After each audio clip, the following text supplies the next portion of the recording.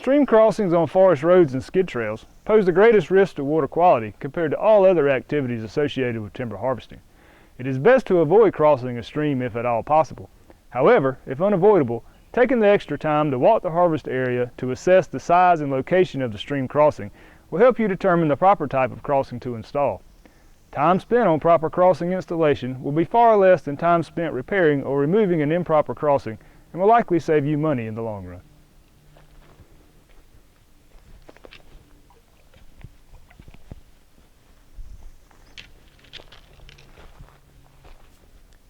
This video will discuss several types of acceptable stream crossings, including how to address crossing a state navigable water. We will also look at several situations to avoid and how to remediate those improper stream crossings. As always, if you are unsure of how to cross a stream, contact your local BMP forester. They are glad to assist you and ensure you are in compliance with all applicable best management practices. Be sure to check if the section of stream you need to cross is considered a state navigable water. In South Carolina, bridge construction across navigable waterways is under the jurisdiction of the South Carolina Department of Health and Environmental Control. Anyone planning to construct a bridge across a navigable waterway must contact DHEC for permit application forms and technical design information. Before discussing the different types of stream crossings, let's go over a few general BMPs that apply to all stream crossings. Cross streams at right angles except where prevented by geologic features. Keep approaches to stream crossings as gentle a slope as practical. Use drainage structures such as turnouts or broad-based dips on both sides of a crossing as needed to prevent road and ditch runoff from entering the stream. Stabilize disturbed soil around crossings soon after construction.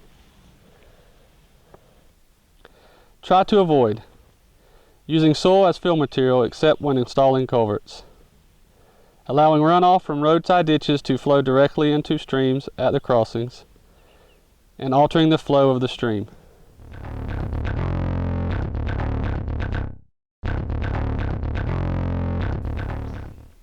Now, let's look at the different types of stream crossings and when and where to use each type.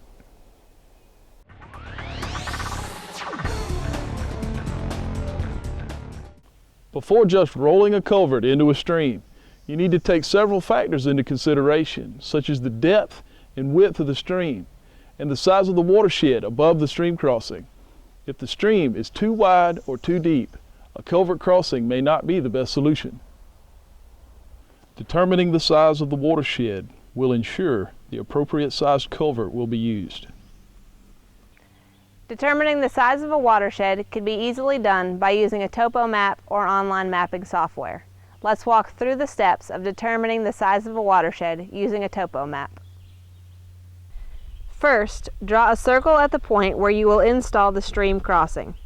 Then put small X's at the high points along both sides of the watercourse, working your way upstream toward the headwaters of the watershed. Starting at the circle that was made in step 1, draw a line connecting the X's along one side of the watercourse. Continue the line until it passes around the head of the watershed and down the opposite side of the watercourse. Eventually, it will connect with the circle from where you started. The area outlined is the watershed. This area can be measured using a dot grid. The dot grid is printed on a sheet of clear mylar and should be placed on top of the topo map. The user counts the number of dots that fall within the watershed and multiply by a factor to determine the area. If using computer mapping software, the steps used will be the same. However, the program should automatically calculate the area for you. Once you have determined the area of the watershed above the stream crossing, refer to the table in your BMP manual to select the appropriate size culvert. Note the difference between permanent and temporary culvert sizes. Permanent culverts are sized for storm flows with 25-year recurrence intervals. Temporary culverts are sized for storm flows with only a 2-year recurrence interval. Remember, using two culverts that are half the size of the desired size culvert is not the same. For example, using two 30-inch culverts is not the same as using one 60-inch culvert due to friction loss. You would need to use two 48-inch culverts to handle the same flow as one 60-inch culvert.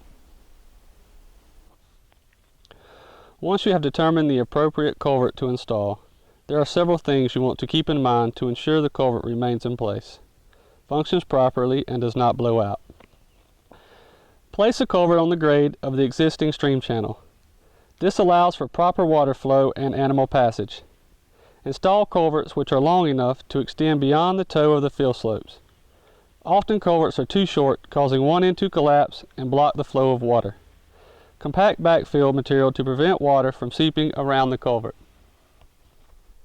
Cover the culvert with enough fill to prevent damage by traffic, at least 12 inches or half the diameter of the culvert. If erosion is a problem, construct a head wall on the inlet side, and if the outlet is placed above the toe of the fill, install an apron of riprap at the outlet, and stabilize disturbed soil.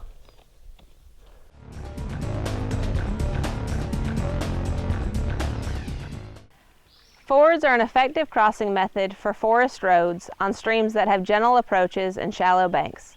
Fords are suitable for vehicle traffic, but should not be used to skid logs across.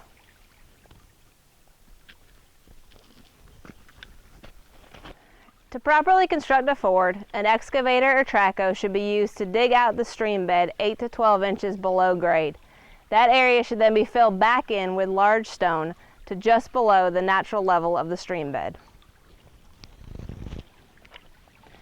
Smaller rocks should then be placed on top of the large stones to bring the top of the ford crossing up to the natural level of the stream bed.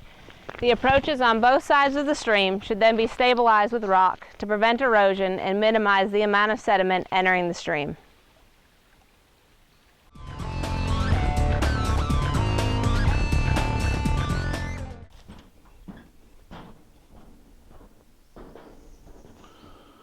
Bridges are usually the best stream crossing method, especially when crossing a wider stream.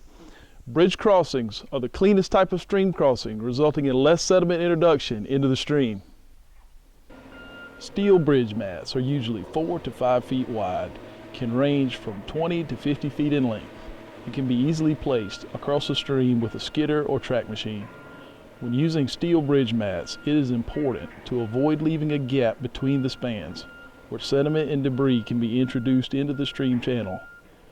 When the stream crossing is no longer needed, the bridge mat can be removed, placed on a trailer, and transported to the next harvest, resulting in less cleanup than other types of stream crossings.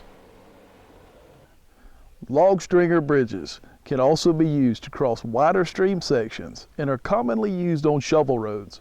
A large merchantable log should be laid parallel to the stream channel on each bank to act as a bulkhead. Then, other large merchantable logs should be laid perpendicular to the stream, resting on the first two logs. Soil should never be placed over the top of the stringer bridge. All woody material must be removed from the stream when the crossing is no longer needed. A more permanent bridge option is to use a flatbed truck trailer or a retired rail car.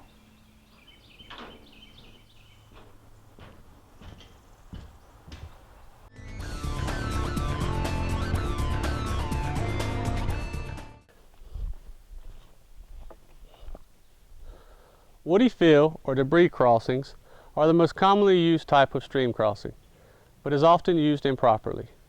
Woody material may be used as fill to protect stream banks and bottoms in crossing small, intermittent, and ephemeral streams with well-defined channels. These temporary crossings can be used if soil is not introduced into the stream with the woody fill. Soil blocks the pore space among the woody debris, impeding drainage and increasing the amount of sediment in the watercourse. The stream flow is not blocked, or if woody material that restricts flow of water is removed. This is an example of a debris crossing gone bad. Several things went wrong in this situation. First, logging continued after several days of heavy rain. It may have been best to move to another track until this one dried up. Secondly, the type of crossing installed was not the best fit for this site. A debris crossing was used where steel bridge mats would have been a better fit had they been available. Even so, the debris crossing should have been built with large merchantable timber rather than tops and debris. Usually, the crossing is easier to remove when merchantable timber is used, and the logger is more likely to retrieve the wood if it has value. Lastly, the operator failed to stabilize the steep approaches to the stream crossing, which greatly increased the amount of sediment that washed into this intermittent stream. We hope this video has provided useful information about the various types of stream crossings and where to use each type. As always, if you have questions about stream crossings, please contact the appropriate BMP forester. Remember, clean water flows from healthy forests. Use best management practices.